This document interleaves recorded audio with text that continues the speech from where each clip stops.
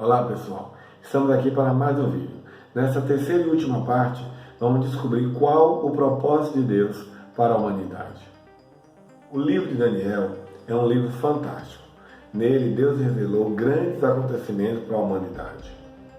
É nesse livro que acontece aquela famosa passagem em que Daniel ele é jogado na cova dos leões, né? E ele fica ali durante o período e ele é retirado, protegido, guardado por Deus, sem que nenhum mal lhe aconteça.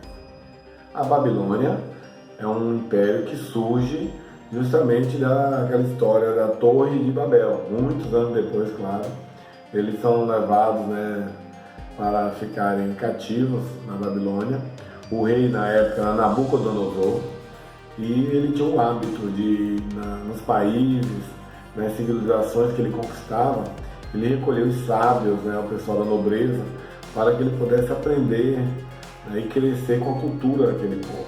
E dessa forma foi para lá Daniel, Sadraque, Mesaque e Abednego, todos eles, né, foram levados para passar a viver na Babilônia. O rei chama os sábios do palácio e diz para eles: olha, eu tive um sonho, estou muito incomodado com esse sonho, e eu quero que vocês me revelem qual foi o sonho, eu não estou lembrado, né, e o seu significado.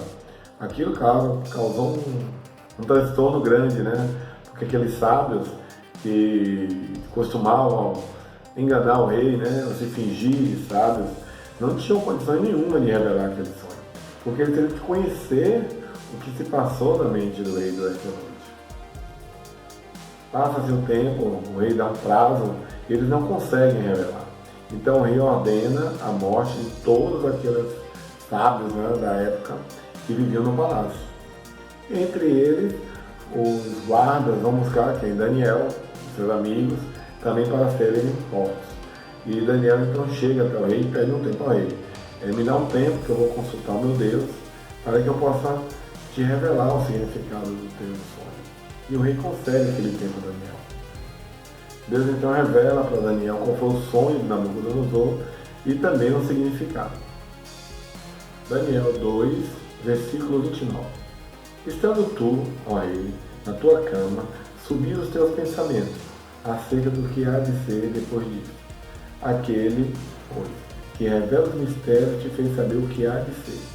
E a mim me foi revelado esse mistério, não porque haja em mim mais sabedoria que em todos os viventes, mas para que a interpretação se fizesse saber ao rei, para que entendesse os pensamentos do teu coração. Tu, ó rei, estavas vendo, eis aqui uma grande estátua. Essa estátua, que era imensa, cujo esplendor era excelente, e estava em pé diante de ti, e a sua aparência era terrível. A cabeça daquela estátua era de ouro fino, o seu peito e seus braços de prata, o seu ventre e as suas coxas de cobre, as pernas de ferro e os seus pés em parte de ferro e em parte de barro. Estavas vendo isto quando uma pedra foi cortada, sem auxílio de mão, a qual feriu a estátua nos pés de ferro e de barro e os desmiuçou.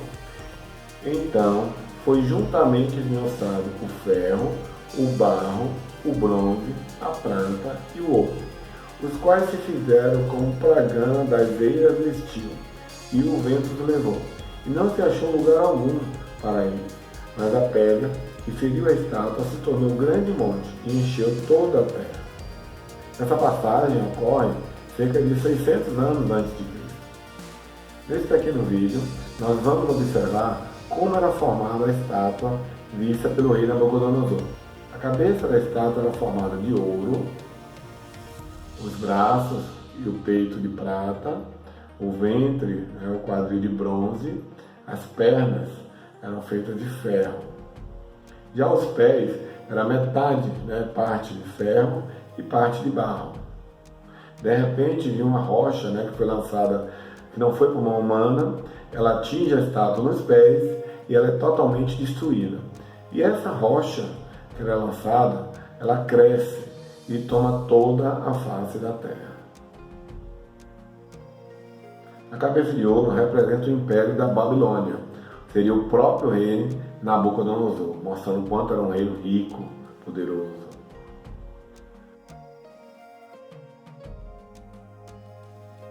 O peito e os braços de prata representam o segundo império que veio após a Babilônia, justamente o Império Medo-Persa. O rei Ciro, muito conhecido, né? Inclusive ele é citado lá em Isaías, na Bíblia. O ventre ele é formado de bronze, e o ventre representa o Império Grego, o famoso Alexandre o Grande, né? O Império Macedônio, que substituiu o Império Medo-Persa. Ele conquistou, ele derrotou, né?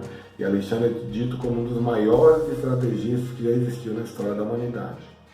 Já as pernas, que são de ferro, representam justamente o Império Romano. Foi durante a época do Império Romano que Jesus esteve aqui na Terra entre nós. Interessante que é um império que mais dura e realmente é a parte maior do corpo do ser humano normal. Já os pés, parte de barro e parte de ferro. Eles não se ligam, são dois elementos que não tem como fundir. Eles representam os impérios, né, os países que viriam no futuro a formar o mundo como nós hoje o conhecemos, né? Cheio de associações, de ligas, de uniões, mas cada um por si, cada um com sua administração. Assim como hoje existe a União Europeia, né, a OEA, assim como existe a Associação, a União dos Países Sul-Americanos, países produtores de petróleo. Então são muitos países que se unem, mas cada um continua sendo administrado de forma diferente. Assim como a própria profecia diz, né, eles não se ligam, eles estão unidos, mas não formam um só império, um só elemento, como ocorreu nos grandes impérios mundiais. Essa interpretação do sonho do rei Nabucodonosor era dita pelo próprio profeta Daniel. Naquele momento ali, em que ele recebe a revelação do sonho, ele engrandece Daniel, dá glórias a Deus, mas depois cai uma ficha e ele passa a pensar assim: esse sonho está dizendo que meu império vai acabar, meu reino vai findar, que haverá outro reino depois do meu. Não, isso não é possível, isso não vou deixar que isso aconteça. Então ele manda fazer uma estátua toda de ouro, manda pôr num local de grande adoração, chama todos e diz: olha, quando tocar, todos devem se prostrar e me adorar. E é nesse momento que Sadraque, Mesaque e Abednego se negam a adorar Nabucodonosor e são lançados na fornalha ardente e são salvos por Jesus do fogo. E toda a profecia já se cumpriu, até o momento dos pés de ferro e de barro. Então, se toda essa parte se cumpriu, o que impede que o final da profecia se cumpra? Nada. Vai se cumprir. O momento em que a rocha chegará até a terra, destruirá todas as nações, né, que ali são representadas por ouro, prata, bronze, tudo é esmiuçado. E é estabelecida uma rocha que ela cobre toda a face da terra. Um governo, um império, um reino que não terá fim jamais. É fantástica a forma como Deus revela para toda a humanidade tudo o que haveria de ocorrer. Muitas pessoas não creem nas profecias bíblicas. A história já comprova de que a profecia que foi revelada a Daniel por Deus, ela realmente ocorreu. Alguém pode pensar: não, mas foi escrito depois. Só que nós temos hoje arquivos, são os pergaminhos do Mar Morto que foram encontrados no ano de 1948 e que foram datados ao menos de 200 anos antes de Cristo. Então, isso prova que o livro de Daniel foi escrito antes da queda do Império Grego e antes do surgimento do Império Romano. Lá no capítulo 7 do livro de Daniel, Daniel tem um sonho. E nesse sonho ele vê 4 animais. E é como se fosse uma ampliação do sonho do rei Nabucodonosor. Como você pode ver nessa imagem, você tem uma estátua com os 4 elementos: ouro, prata, bronze, ferro, e os pés mistura de barro com ouro. E nós temos aqui um exemplo, né, bem figurado dos animais que Daniel viu. Ele viu um leão alado, que justamente ele representa o símbolo da Babilônia. Já o urso, com 3 costelas na boca, representa as conquistas do Império Medo-Persa. Já o leopardo, com asas, né, as 4 asas significam velocidade. Alexandre o Grande, ele foi um rei que conseguiu fazer coisas feitas, né, incríveis em muito pouco tempo. E é o quarto animal que ele chama de terrível, espantoso, né? Nas profecias bíblicas, os chifres significam autoridade, poder. E esse animal era terrível, né? E ele esmiuçava tudo, ele quebrava tudo. De forma semelhante, a gente pode fazer um relacionamento entre a cabeça de ouro e o leão, que foi o Império Babilônio, que foi do ano 607 ao ano 539 a.C. Já o Império Medo-Persa, do ano 539 ao ano 331 a.C. E o Império Grego de Alexandre, do ano 331 ao ano 168 a.C. O Império Romano, né, que nós estamos conhecendo nos filmes que falam sobre a época de Jesus, ele teve início no ano de 168 a.C. e ele perdurou até o ano de 476 depois de Cristo.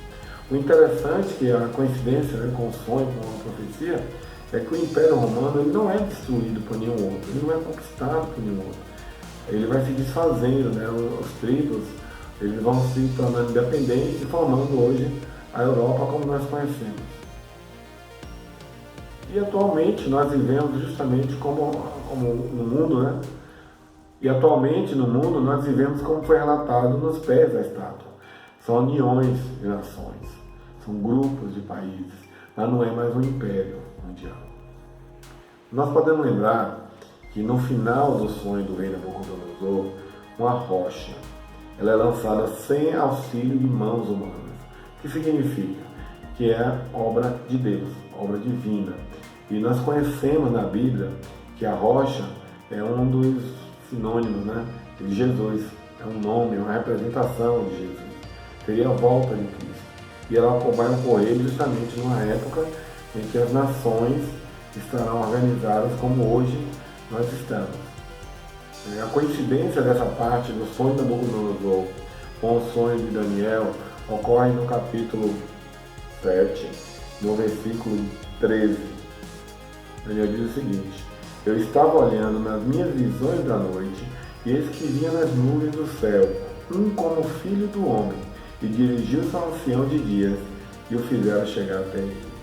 E foi-lhe dado o domínio, e a honra, e o reino, para que todos os povos, nações, línguas, servissem. O seu domínio é um domínio eterno, que não passará, e o seu reino tal, que não será destruído. Então nós relacionamos nessa passagem de Daniel 7 com o final do sonho de Daniel 2, no 44, diz o seguinte: mas no dia desses reis, o Deus do céu levantará um reino que não será jamais destruído, e este reino não passará a outro povo, e desnudará e consumirá todos esses reinos, mas ele mesmo subsistirá para sempre. Como nós podemos perceber, na semelhança entre os sonhos de Nabucodonosor e de Daniel, o propósito de Deus para a humanidade é que um dia todo o planeta torne-se um único reino, governado pela pessoa de Jesus. O próprio Jesus virá, como nós vimos aqui no livro de Daniel, e estabelecerá o seu reino. Aqueles que quiseram, que escolheram obedecer e seguir os seus ensinamentos, poderão gozar de tempo de paz e alegria, sem medo, sem incerteza, sem morte, sem perdas. É um reino totalmente perfeito, assim como é Deus. E para aqueles que chegarem a esse momento, terão direito à vida eterna. E principalmente, a segurança de estar ao lado de Deus para todo sempre. Até o próximo vídeo.